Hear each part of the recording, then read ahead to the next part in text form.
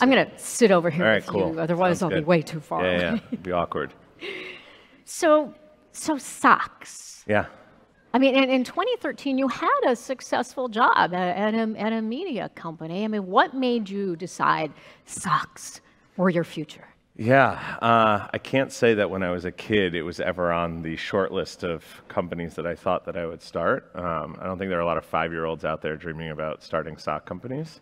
But you know, I went to school for entrepreneurship. My dad's an entrepreneur, so I knew that being an entrepreneur was something that I aspired to do. And so post-graduation, I kind of always came up with business ideas. And it wasn't until I was at the media company where I happened to be browsing on Facebook one day and I saw a quote that said socks are the #1 most requested clothing item at homeless shelters. And again, immediately I wasn't like, oh my God, there's a business idea here. I was just like, that's kind of sad. And I found myself over the next couple of weeks just telling people like, did you know that socks were the most requested clothing? And of course, everyone's like, no, like, why would I know that? Like, who cares? Really random fact. And stop depressing me. But I just couldn't shake it. And then at that same time, this was early 2011 when I first learned this, Tom's was about 5 years old in their business, so pretty young in their kind of journey, but blowing up like crazy. Warby Parker had just launched at the same time, and when they first launched, 1 for 1 was a big part of their initiative. And so I was just like, wow, like maybe I can solve this sock problem with this 1 for 1 idea. Works for shoes, it works for glasses, why not socks? Exactly. And you know, it was one of those things where I actually never really felt like, oh, this is going to be the thing that I'm going to do, you know, forever. But you know, the momentum carried, and I just it never stopped. Was the fact that those businesses already existed and were a success, did that help you in your totally. in your fundraising? I mean, you started out with a crowdfunding campaign, right? Yeah. So we launched the company in August 2013 on Indiegogo. We raised just under $150,000 in 30 days. And so for us, that was a real marker of proof of concept that we told our story online where people can't touch and see the product. We told our brand story, told our product differentiation story, and it resonated with people. And that's kind of what gave us, you know, the motivation, I guess, to dive all in and go for it. But did you still get pushback? I mean, I imagine you had to have people who said, well, are you crazy? You're going to give away half of the product that you make? Yeah, I mean, Kevin O'Leary, Shark Tank, he was not impressed. Yeah, you know, at first, you know, it's a question we always get, like, how do you, you know, sustain this as a business model? I think for us, the idea of the business was born out of solving this problem for the homeless community. So when we started running financial models and, you know, working on margin and figuring out what our price point needed to be, it was baked in from day one. So that was kind of, we were like, either this is going to work with this donation model or it's not going to work at all, and we're just going to move on and do something else. So what do you charge? What's the average price of your sock? So our average price is about $10 to $12. We've got some specialty socks like merino wool and ski that can be $18 to $24. But most of them are in kind of the $10 to $12 range. So how's it going? It's going really well. You know, we're in our 5th year of business. We just donated our 10 millionth pair of socks, which is just an incredibly awesome. Is that impressive? Awesome milestone. Never would I have thought that we would be here this quickly. I remember on the first day that we launched, I weirdly promised my co-founder, I said, if we ever donate 1 million pairs of socks, I'll get a tattoo of our logo to celebrate. I didn't know tattoos at the time. My mom was not pleased with this bet, but I was also like, it's 1 million pairs of socks. When are we ever, like, that'll take 10 that'll years. Never happen. People will forget about it. We did that in 2.5 years. Then the year later, we donated our 5 millionth pair. 1 year later, our 10 millionth pair. Next year, we're on track to donate 25 million pairs. It's just like unstoppable.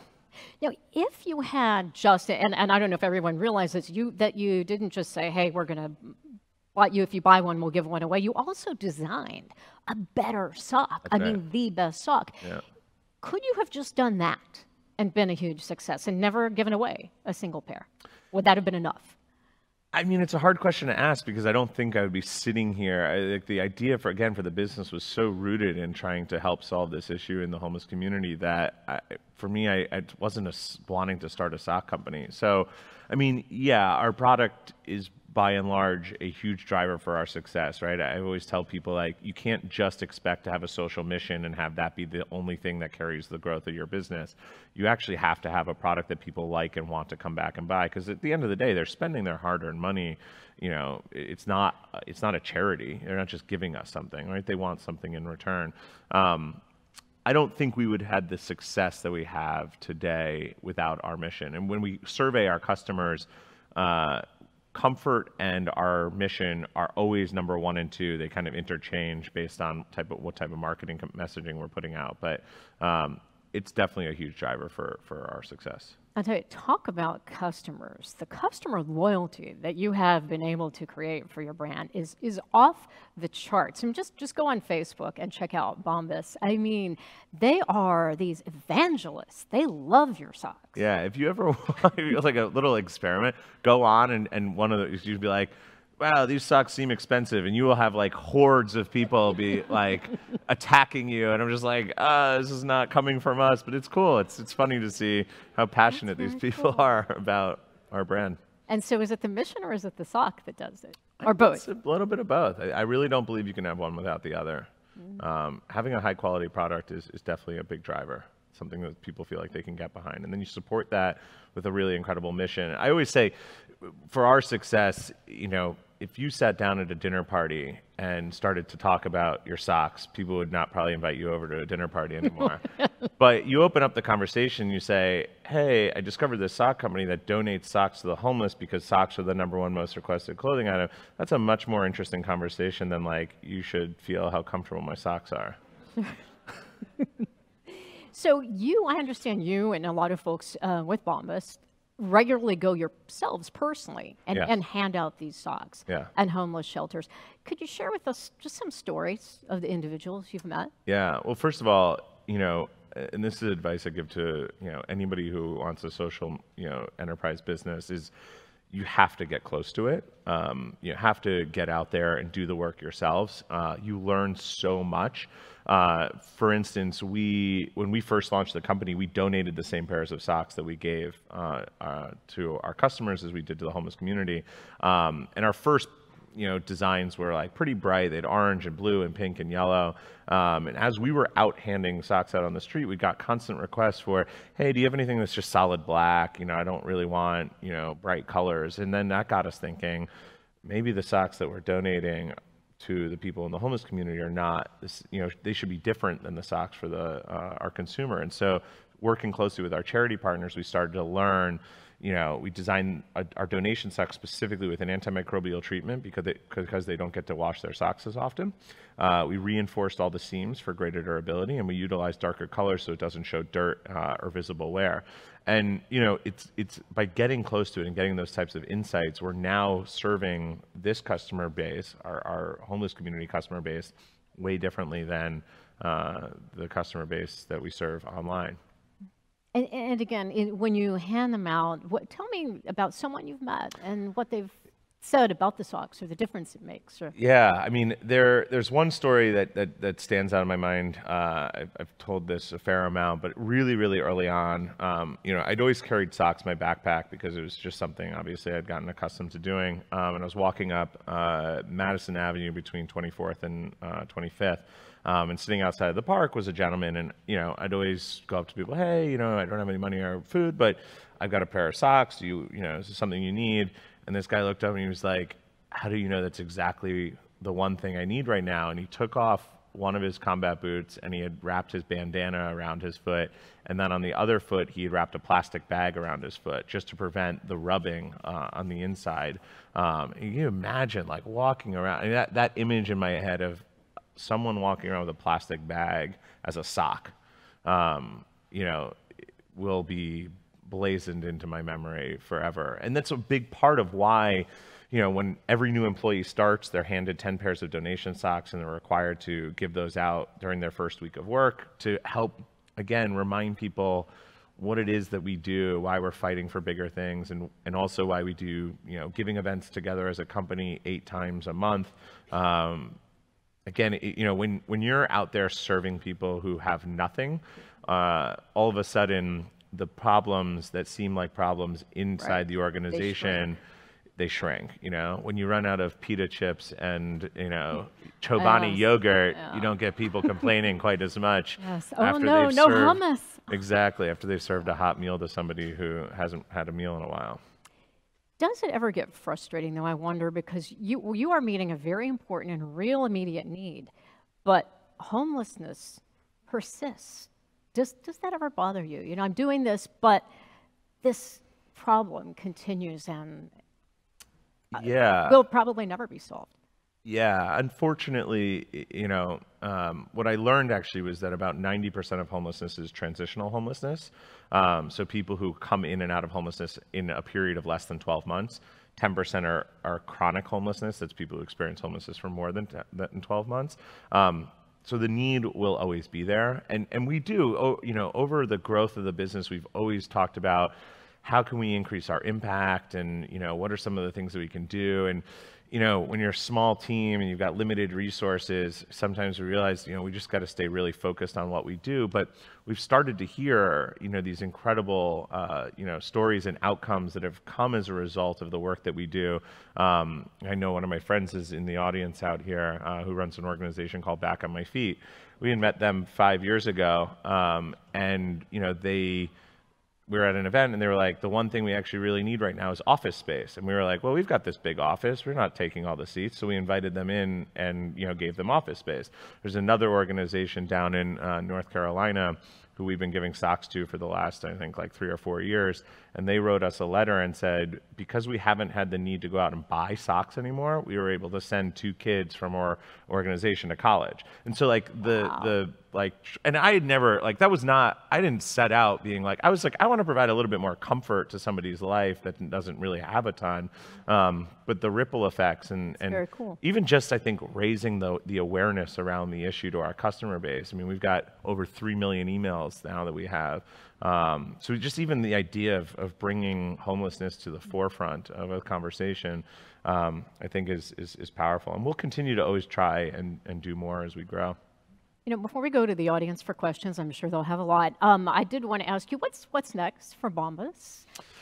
So, a lot. We're the way that we looked at it is we spent the first 5 years really kind of proving out the original proof of concept, which is, can we sell socks on the internet and donate them to people in need? Right, so you're not in retail, just online. We just launched a small retail partnership this year. We're in Nordstrom's and Dick's Sporting Goods. We'll be expanding that effort next year into multiple retailers. We are looking to go international next year because, again, the need for socks and both on the consumer level and the homeless community level is not isolated to the United States. So will you give the socks away internationally then as well? So anywhere the purchase happens, we will donate in that geographic region. And I think that's been a big important part of our messaging is it connects the consumer to something that's happening in their backyard. I think a lot of the stuff that came before was you're helping someone else far away. The problem's not here. I think we're kind of raising, we raised the issue that, there are still issues and problems that everybody experiences, and it's not unique to any one part of the world. And then we're looking at new product categories. Nothing confirmed as of yet, but I think there's probably some obvious adjacent categories. Okay. We're not going into towels. Cool. Let's go to the audience. We have a question right here. Is this your friend? Oh, he's a plant. That's Terrence. Hey, Terrence. Hey, Dave. Always great seeing you. I love that story, but I know some of the other stuff, and I haven't even asked you during it. What is the proudest moment you've had probably in the last 5 years of some of the stuff that you have that you don't share often? Great question. That is a great question. Obviously the stuff around the giving, that stuff makes me incredibly proud. I am so proud of our team. We've got a team of 60 people.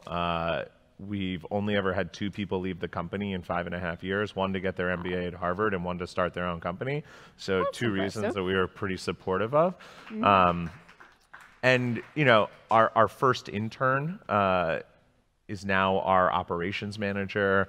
We had two people from customer service who now are director levels at the business. So watching people grow throughout the organization is definitely an incredibly, definitely a moment that makes me proud.